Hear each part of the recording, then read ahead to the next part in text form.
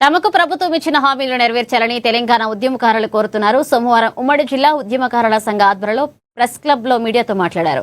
ఇక తమకు ఇంటి స్థలంతో పాటుగా ఇళ్లు నిర్మించి ఇవ్వాలన్నారు. అలాగే ఇంటికో ఉద్యోగం, 25,000 రూపాయల పెన్షన్, గుర్తింపు కార్డు, బస్సు, అలాగే రైళ్లలో ఉచిత ప్రయాణ సౌకర్యాలు కల్పించాలన్నారు. ఇక మే 6న సీఎం పర్యటన దృష్ట్యా తమ డిమాండ్లపై మెమోరాండం ఇవ్వనున్నామని తెలిపారు.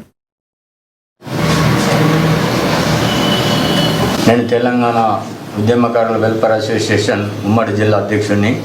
నేను 1969లో ఉద్యమం చేసి ఊట్నూరులో కరీంనగర్ అరెస్ట్ అయినాను.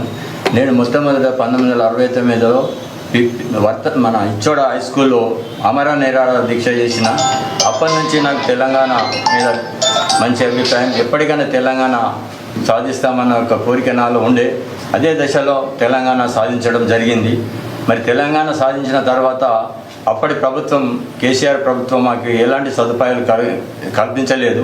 ఇప్పుడు రేవంత్ రెడ్డి కాంగ్రెస్ ప్రభుత్వం వచ్చిన తర్వాత ఉద్యమకారులను మేము ఆదుకుంటామని 6 గ్యారెంటీలు పెట్టిండు. అందులో మాకు 250 గజాల భూమి, ఆ తర్వాత మరి పెన్షన్లు, తర్వాత గుర్తింపు కార్డు ఇస్తానన్నారు. కాబట్టి మేము కూడా దాని గురించే మాకు 250 గజాల భూమితో పాటు ఇల్లు నిర్మించి ఇవ్వాలని, మరియు 25,000 పెన్షన్ ఇవ్వాలని, మరియు ఇంటికో ఉద్యోగం ఇవ్వాలని, మాకు గుర్తింపు కార్డు ఇస్తూ మరి బస్సు ట్రైను ఛార్జెస్ ఫ్రీగా ఇవ్వాలని ఒక డిమాండ్లతో మేము ఈరోజు మర్యాదపూర్వకంగా ఎస్పీ గారిని కలవడం జరిగింది.